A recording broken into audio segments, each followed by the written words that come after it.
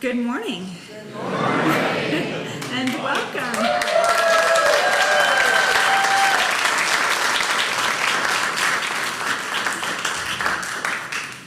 Thank you. I have missed y'all so much. I'm so glad to be back. Thank you. If you're joining us for the first time this morning, welcome. You are our honored guest, and we're so glad that you're here. I invite you to stop by our welcome table, which is right outside this door after the service. Let us get to know you, and let us introduce ourselves to you as well. I have a few announcements as we begin. It's a lot, actually, a lot going on the next few weeks. It's that time of the year, isn't it? So if you don't catch it all, you can check our Torch newsletter, which is in your email or on our website for all the deets. First, if you're between the ages of 20 and 30 and you'd like to be a part of our new young adults group that's forming, there's a meeting after service today. It's upstairs in the Haven, starting at 11:30. That's right behind me. There's a big staircase, and it goes right up to the room where that meeting will be. This week, we will have our monthly Teams Night on Tuesday, starting at 7 o'clock. You can join us for pizza at 6:30. This is the last Teams Night before the summer break, and there will be an important training for welcome and greeter teams, so don't miss that. And then on Thursday night, you are warmly invited to come to the Pride Interfaith Worship Service, which kicks off Pride Weekend every year.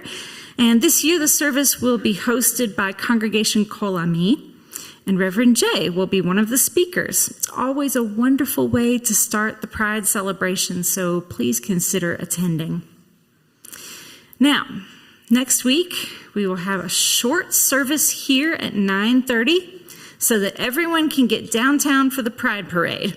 If you'd like to help us carry the giant flag at the end of the parade, please stop by the social justice table at the end of the service. I don't know anything about it, so don't ask me.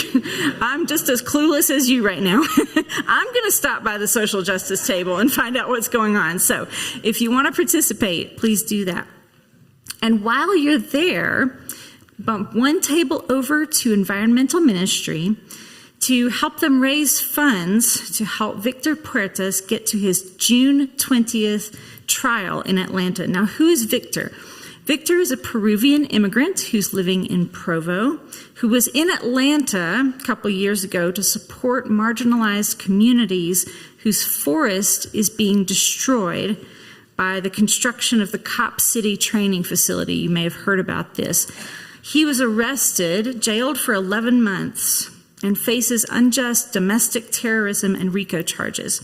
He's a longtime friend of our environmental ministry. He's a great person, and so we're raising funds to help him get to his court appearance, and you can be part of that. Then, on June 8th, it's a very big day for our congregation as we celebrate the installation of our new senior minister. Yeah, right? We will have a special worship service at 2 o'clock, followed by a reception with food and music. Then the next day is Sunday, that's June 9th. We'll have one service here at 10 a.m., which will include our new member ceremony as well as our annual flower communion. So please bring a flower of your choice. It could be from your garden or from a florist. The long-stemmed kind are the best. And we will have some extra flowers for those who forget. Have I left out anything, or did I get anything wrong? Awesome. Okay. You know how I found out all that stuff? I checked the torch. So you check the torch too, and you'll get all of the details. This morning, we are pleased to welcome Kathryn Anne to the pulpit as our lay minister. And we are also excited to welcome my friend, the Reverend Brigette Weier, as our guest preacher this morning. Brigette is the minister at St. Matthew's Lutheran Church in Taylorsville and is an activist with Utah Care for Kids. She's going to tell you much more about her work and ministry when it's her turn in the pulpit. For now, we settle into this place, this time, this moment. here and now.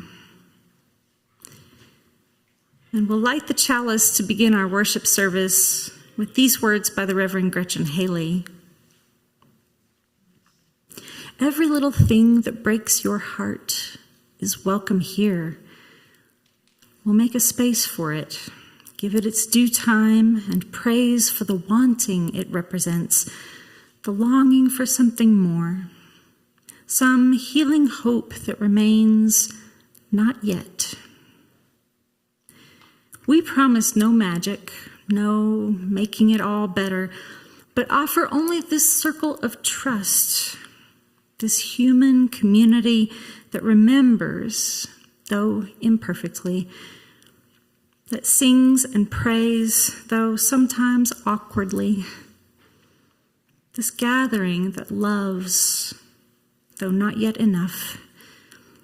We're still practicing, after all, still learning, still in need of help and partners, still becoming able to receive all this beauty and all these gifts we bring.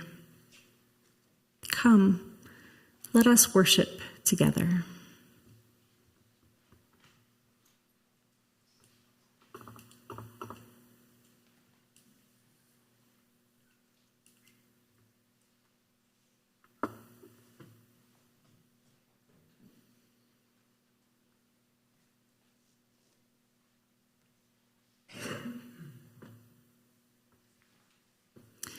I invite you to rise in body or in spirit, and let's sing together, number 128.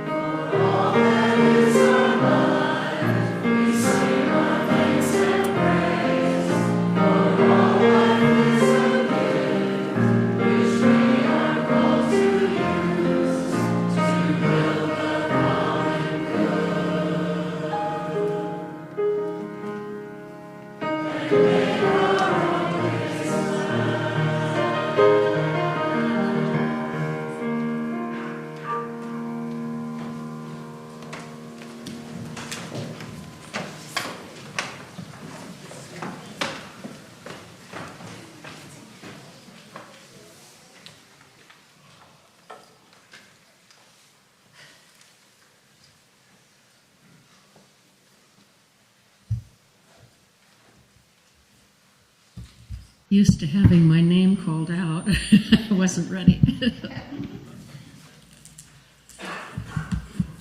So good morning. Well, this is the last presentation of lay ministers for this year. And I have to say, I'm relieved. And yet so grateful for this experience I've had a chance to take a deeper look at myself over the months and the various topics that we've shared together. I've also come to know many of you better through your support and your warm wishes, which I've really appreciated. The article we were given to read this month was on compassion, and it dealt with self-compassion, perhaps the most difficult form of compassion to unfold within ourselves. As I thought about self-compassion, I was aware of times that I was kind to myself. But more than that, I realized that over the years, I had practiced self-compassion through my response to very difficult personal situations in my life. I remembered my early childhood experiences in my family, where I turned to nature in response to the verbal and physical abuse between my parents. I think on an unconscious level, this was a form of self-compassion, which also opened my heart to a loving Creator who seemed to bless me. Felt like a personal blessing when I was in nature. There were other life events which called for a certain kind of self-compassion, which led me to the convent, helped me to leave the convent, influenced my desire to marry and have children, and yet divorce. I so love my children, Andrea and Nicholas, but there is an underlying problem that occurred between my husband and myself that I did not understand, or they did not understand. Unfortunately, I understood. And I didn't want to explain it because I couldn't seem to without somehow diminishing their relationship with their father. In their eyes, I was to blame because their father did not want the divorce. I share this with you because I think that there are some of you who have had misunderstandings with your children. Over the years, I've practiced self-compassion and compassion for my children, and I have had to wait patiently for their fuller return to me. Recently, I've been practicing self-compassion through listening to a CD by John Abbott Zen. Maybe some of you know of him. It's called Mindfulness Meditation for Pain Relief and Suffering.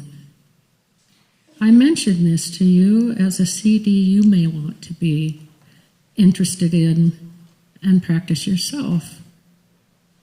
The various guided meditations can lead to a profound calm, which softens both the physical and the emotional responses to suffering.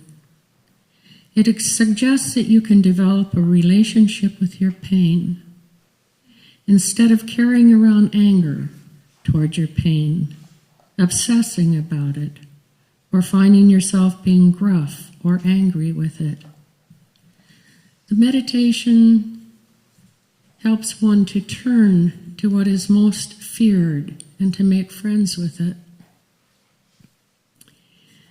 Learn what the pain has to teach and what life is offering you in that pain. Self-compassion, in other words, a new and kinder way of being in relationship with ourselves and others. I say I'm practicing this. I haven't really gone fully into it, as I know that years of practice might help me do. But it's a practice that's worth developing. Along the way, I've met two kinds of people offering compassion to themselves and to others. The so-called tender-hearted and those who take a more, let's say, scientific approach to the people they serve. The scientific people seem to come more from the position of fact-finding, knowing what might really work to end the suffering, identifying programs that help and others not so much. Statistics become important. The combination of these folks and other heartfelt folks make a pretty good team, relieving some of the suffering. They both come from similar positions in my mind. Marita and Bernie led me to making burritos for street chai chi. They have taught me many lessons in the support of the people they serve.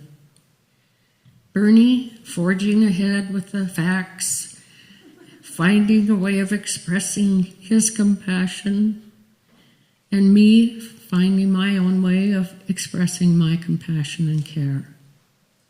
Both of us jostling with one another. And Marita trying to show us that we both have something to offer, while all the while sharing her wisdom, which is considerable. I've tried to express my compassion for myself and others over the years, and oh, I've received the compassion of others toward me, and I've so appreciated it. We want to know and experience that everyone is special. Everyone is connected to everything, and that this is not just a generalization to believe, but that it is an encounter to be lived. The whole show is really sacred. We know our main job is like the birds, to do our little bit to hold up the sky. All of you have your own stories of self-compassion and compassion for others. I suggest that you review them when you have a chance. Thank you.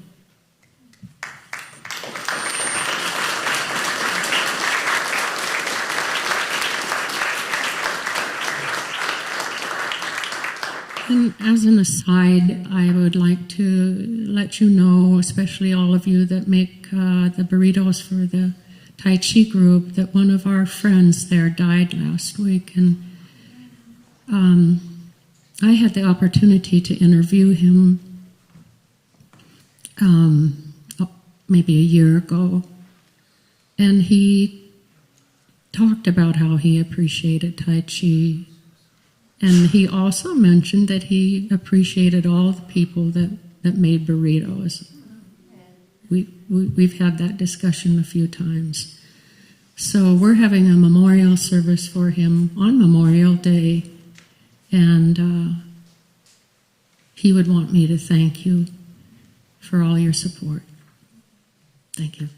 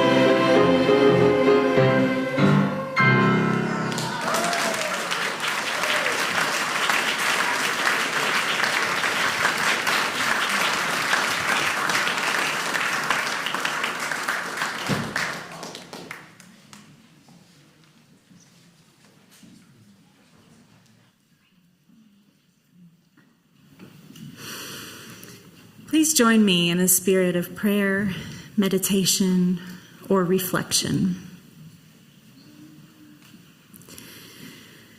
Spirit of life and love, we invoke you this day. Before we embark on summer adventures, before the beach and the barbecue, before the sun and sand, we pause in your presence and we remember. Life is to be lived in the summer when the sun is high and the world is in flower, yet we take none of this joy for granted.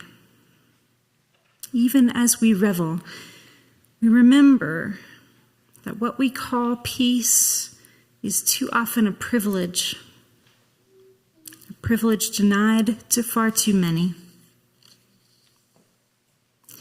We remember those cut down in their prime, sacrificed to the savagery of war everywhere around the world. Soldiers, yes, but the innocent too. Mothers who ache to hold their lost children. Children who wander the streets in search of food.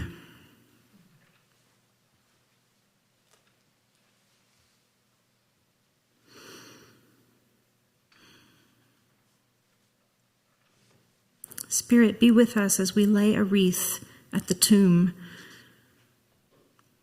Remind us that peace is not the absence of conflict, but the presence of justice.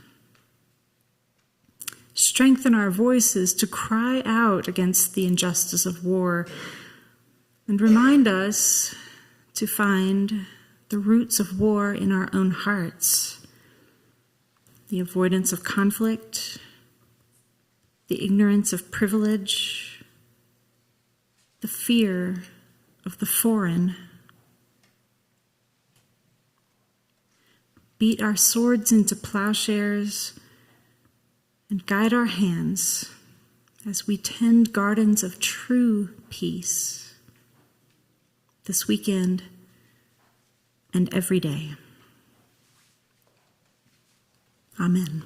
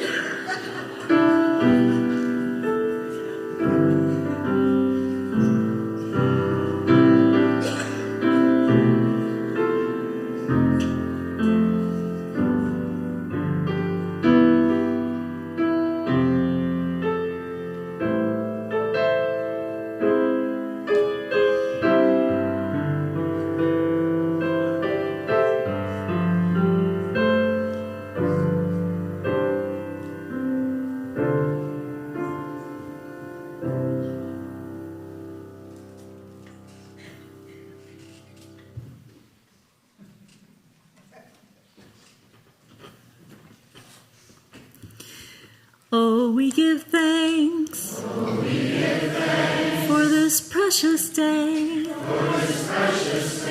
for all gathered here, and those far away, for this time we share, with love and care. Oh, we give thanks, for this precious day. It is a precious day, and I'm so glad to be here and sharing it with you. At this time in our service, we gratefully accept the offerings of the people as the baskets come around. Our church depends entirely on the regular contributions of its members and friends, and we're so grateful to receive those. You can also donate by scanning the QR code in the pew in front of you.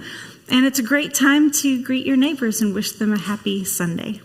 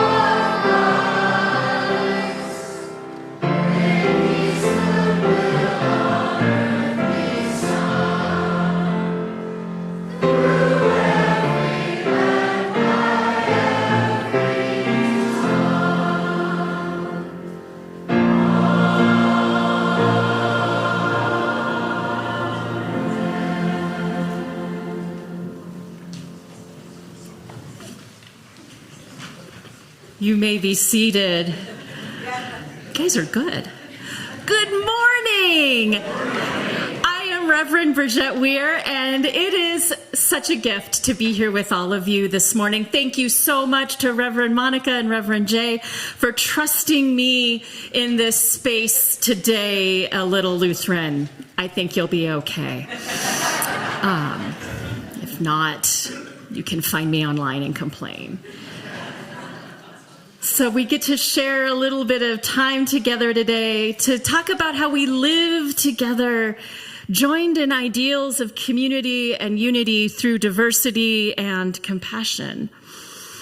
I'll start by saying during seminary, I took a faith-based community organizing training in Chicago, Illinois, where I had the joy and privilege of learning from several civil rights leaders, including the renowned Reverend Dr. Yvonne Delk.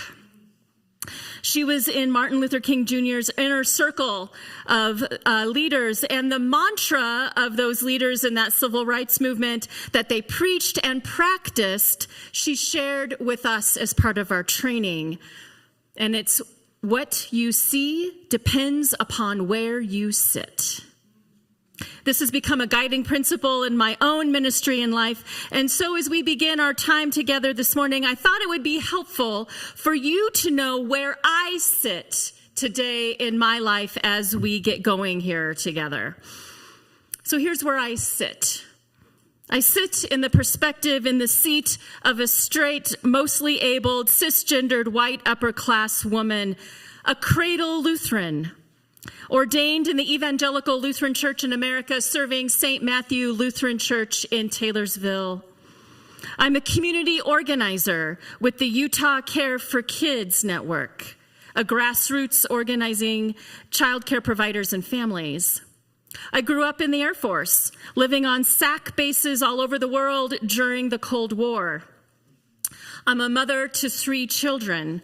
2 are fairly well-functioning adults who both identify on the LGBTQIA spectrum. And I'm a mom to a little boy, Ben, who died as a toddler from a birth defect. These are a handful of primary lenses I bring to any encounter, including my encounter with you this morning. And I'm aware that I have lenses that I'm not even conscious of. I attempt to be a respectful learner of all faiths and perspectives that I will strive to integrate this morning. However, I warn you, as I said, I am a Lutheran pastor, so y'all might get hit with a little grace. I had a mentor that said, hit them so hard with the gospel, they're going to think it's law. And I start out this way, not as a filler. Although preaching for 20 minutes is quite intimidating, as we don't preach this long in my tradition. As a matter of fact, that's why none of my family's here. They're like, not 20 minutes a mom.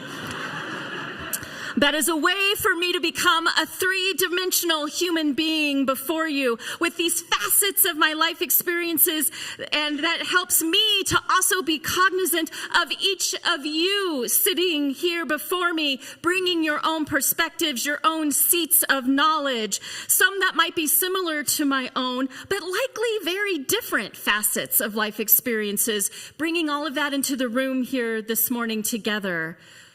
It's these facets, planes, and edges of our lives that fascinate me and have motivated much of my life's vocation.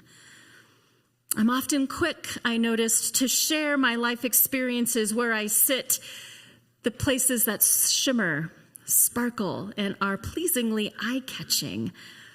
And I'm more hesitant to reveal anything that seems dull, soiled, or just simply hard to look at. I shared my son's death with you, not for sympathy or for emotional manipulation, but to share that I'm a whole human being with joys and suffering, and to recall that so are each of you, as is each person we encounter on this planet.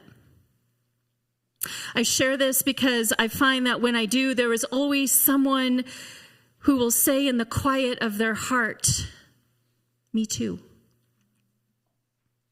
I want to name that I'm not explicitly talking about the crucial and needed Me Too movement of naming sexual abuse and manipulation, but it is indeed part of that Me Too whisper or scream that rises up when we're truly seen, heard, connected, held, and validated.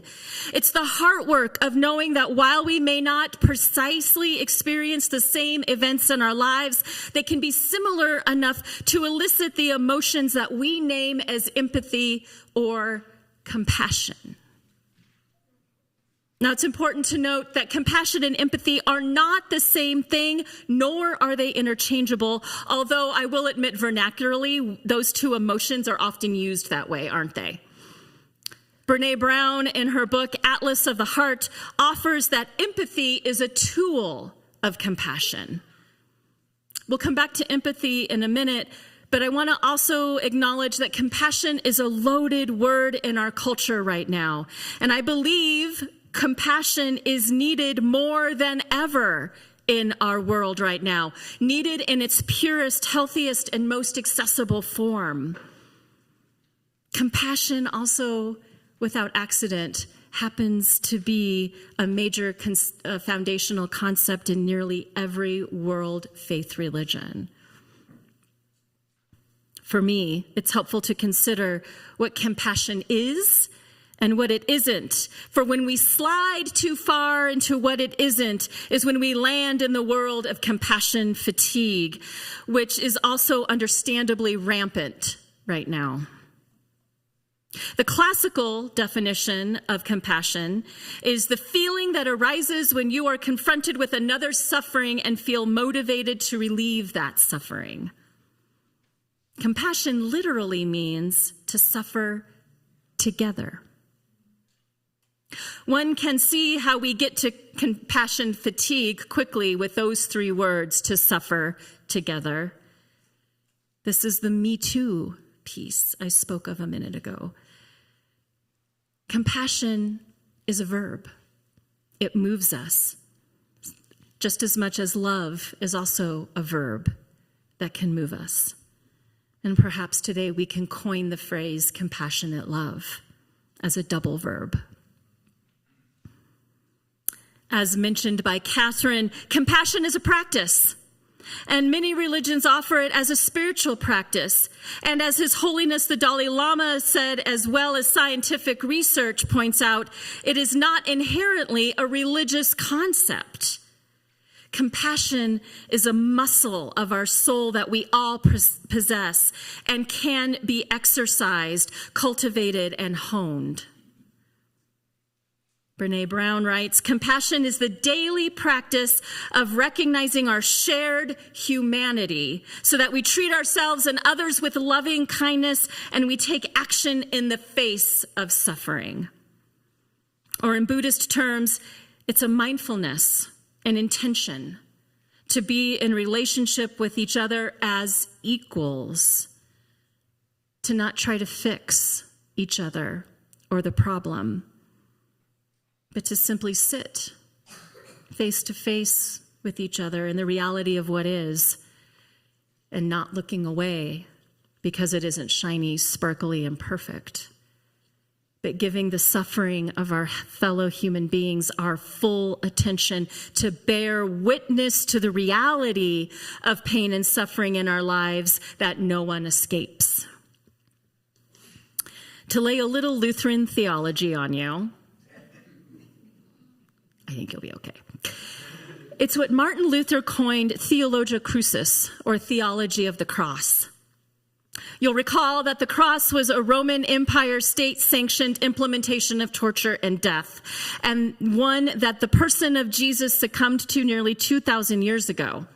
Now, it's a complicated theological doctrine. Yeah, we're Lutheran, we like our doctrine. But the crux of it is this. We don't glorify the cross because there's nothing to glorify in pain and suffering. Let me say that again. There is nothing to glorify in pain and suffering. And Luther wrote, with theology of the cross, it's a clarification. We call a thing what it actually is. We don't call good evil and evil good. We have forgotten that today. We call suffering what it is. And like the women disciples who stayed at the cross, we don't run. We don't look away. We go to the suffering. We sit together in the pain. And in my tradition, we say that God is present with us in the suffering. That's the crux of theology of the cross. The divine sits with us. The divine is where we first experience compassion through divine presence. And I believe that wherever our belief systems may lie this day, mine shifts all the time, compassion is a practice that we can cultivate and exercise, particularly when we experience it from others in our own lives. That might be the compassionate experience of the divine presence, or of nature's presence, or an animal's presence. And yes, we can even experience that from other human beings, each other. A poignant experience of compassion that I received after my son died is when I came back to my job as a director and teacher in my early childhood education program in Portland, Oregon. On my first day back, you can imagine I was a bit raw and in a fog. A little 4-year-old boy named Spencer took one look at me that morning and said, "Miss Brigette, I think I'd better hold your hand today." And he did. Didn't mention my sorrow or my pain again. Didn't try to make it better, to make me smile. Just held my hand and sat next to me all day. To which his mother said, "That sounds very limiting for you."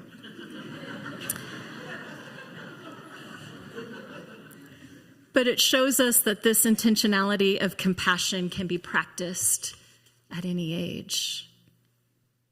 The gifts of compassion aren't only for the person receiving, but also for the giver. When we intentionally practice compassionate relationships, ones that are equal, mutual, grounded in ours and others' well-being, justice and healing are within all of our reach. Compassion, sitting together, I believe, is the key for our connected, mutual, and interdependent healing, not only with humanity, but our environment. Compassion forces us to see each other and our ecological systems in fullness, in wholeness, in authenticity, truths, and without judgment. When Spencer looked at me that morning and decided I needed his compassion, it wasn't pity or sympathy. Spencer was using the tool of empathy, which is not walking a mile in someone else's shoes, as we commonly think. Is how could it be for Spencer, a 4-year-old who did not know what it was like to bury his child? No, Spencer's empathy was built on his ability to hear my story, to sit with me in my story of being sad, and believe me. Spencer believed my heart was shattered, and he needed to bear witness to my truth. He didn't need to tell me that I'd be okay, offered no pithy or trite platitudes, which adults around me often did. The tool of empathy allows us to practice healthy, boundaried compassion and to listen to the story of suffering of others and believe it, even if you don't personally share that experience. Empathy is believing that where you sit is indeed different from where someone else sits. And so your views of the world, the facets of reality that you see may not sparkle and shine in the same way or at all as somebody else's. But empathy is sitting beside someone in their story. The core of my work as a community organizer, or as I prefer to call myself, a community builder, and I like activist too, yeah. Like, ooh, I'm going to add that to my list, is the story of listening and believing.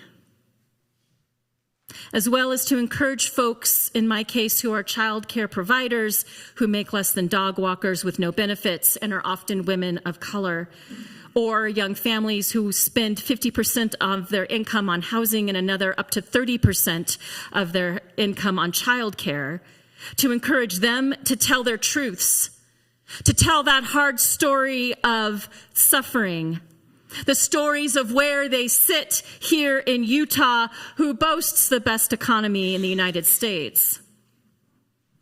It's one thing to read in the paper the broad numbers of families in poverty and struggling, and it's another to sit and listen to a particular mom with a 4-year-old and an infant that can't afford rent, childcare, or food.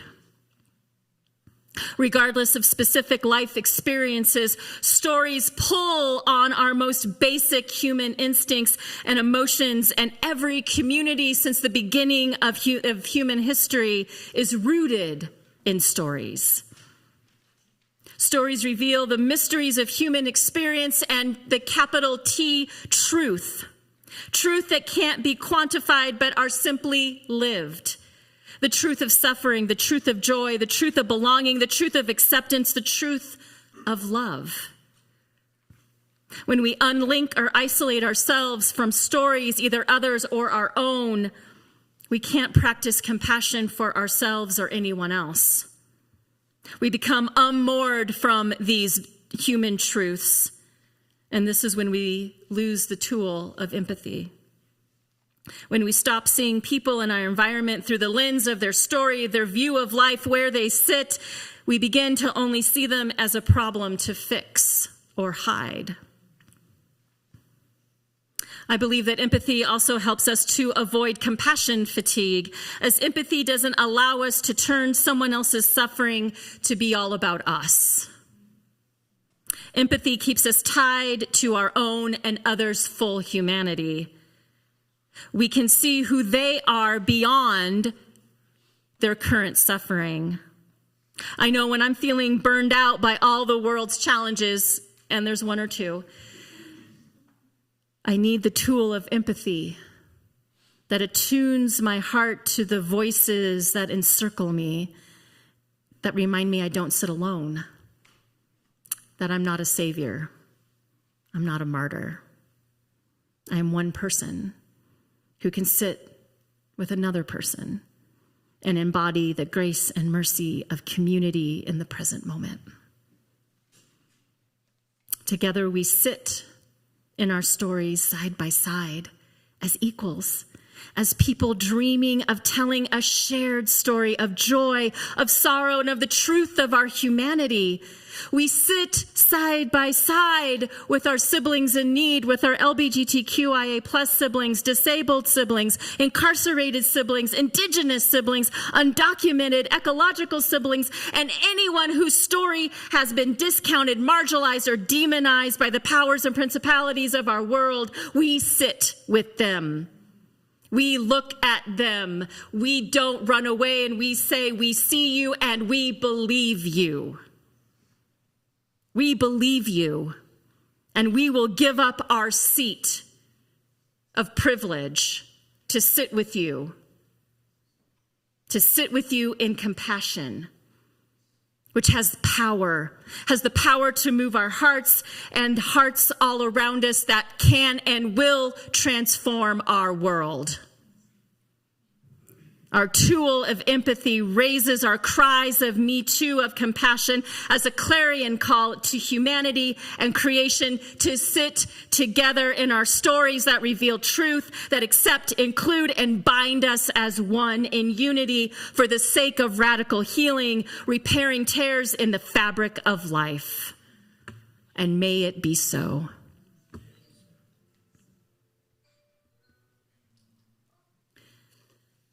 We are going right into the benediction. And so I'm going to offer you two, if I may. I couldn't choose. One is short. You're fine. The first is, I hope I'm saying this correctly, a Kundalini Yogi farewell prayer that I just loved. And the second is a poem by David White called Start Close. We'll begin with the Yogi farewell prayer. May the longtime sun shine upon you. all love surround you, and the pure light within you guide you on your way.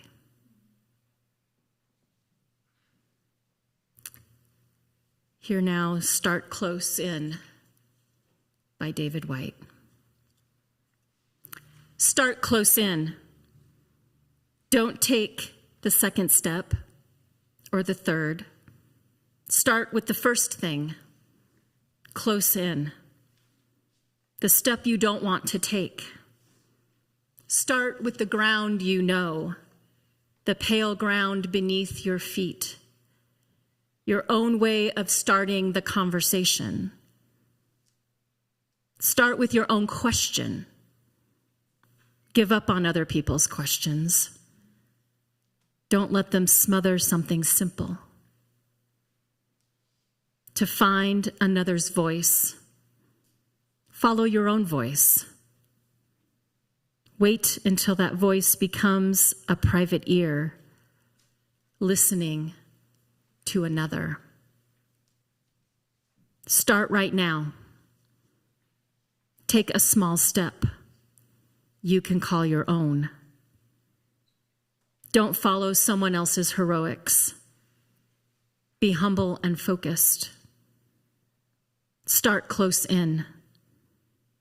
Don't mistake that other for your own. Start close in. Don't take the second step. Start with the first thing. Close in. The step you don't want to take.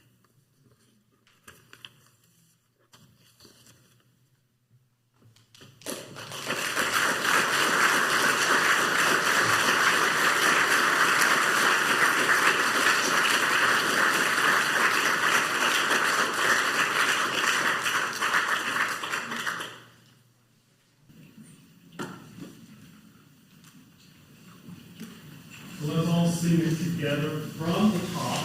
We'll go chorus, verse, chorus, verse, chorus.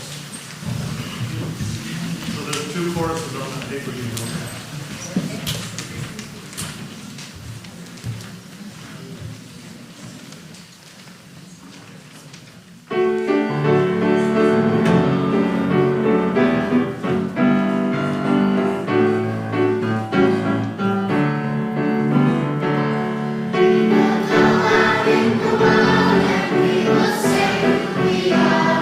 We will lift our voices strong and praise the Lord.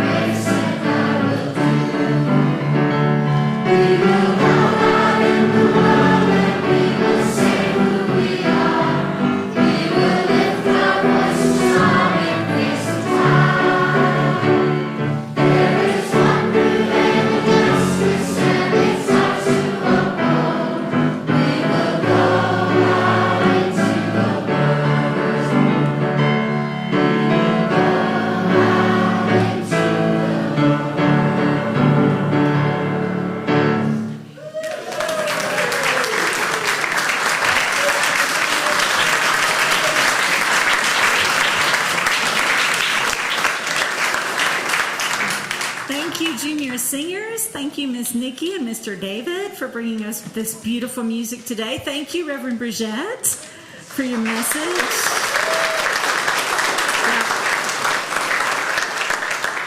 Yeah. And thanks, Tristan, for holding it all together.